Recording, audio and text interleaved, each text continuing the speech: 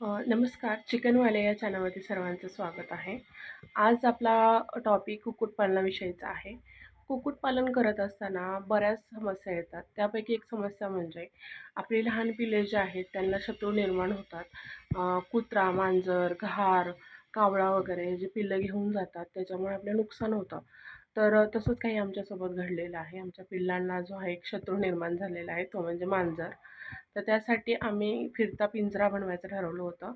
पण थोडं एक्सपेन्सिव्ह असल्यामुळं आम्ही ते रद्द केलं आणि घरच्या घरी काही जुगाड करता येईल का याचा आम्ही प्रयत्न केलेला आहे आणि तोच या व्हिडिओमध्ये सांगितलेला आहे. तो व्हिडिओ शेवटपर्यंत पहा. हा जुना बेड आहे, खूप मोडकळीस आलेला आहे.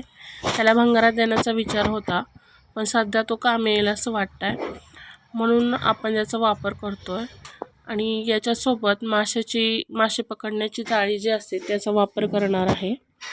तर याचे होल जे आहेत ते पुरेसे आहेत जेणेकरून आपल्याला पिल्लांना प्रोटेक्शन मिळेल.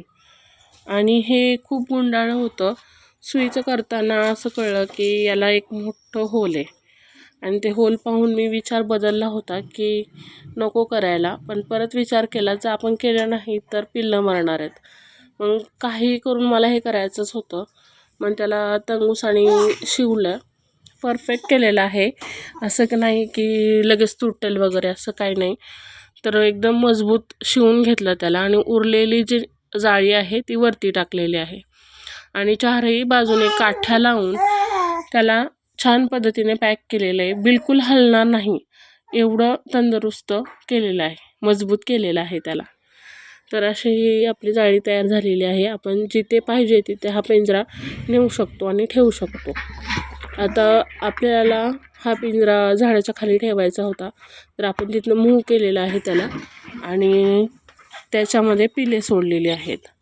आणि हा प्रयोग किती यशस्वी होतो आहे अजून 4-5 दिवसामध्ये कळेलच, पण मला सध्या तरी वाटतं की याने प्रोटेक्शन होईल पिल्लांचं. तर व्हिडिओ आवडला असेल तर लाईक करा, चॅनलला सबस्क्राईब करा. धन्यवाद.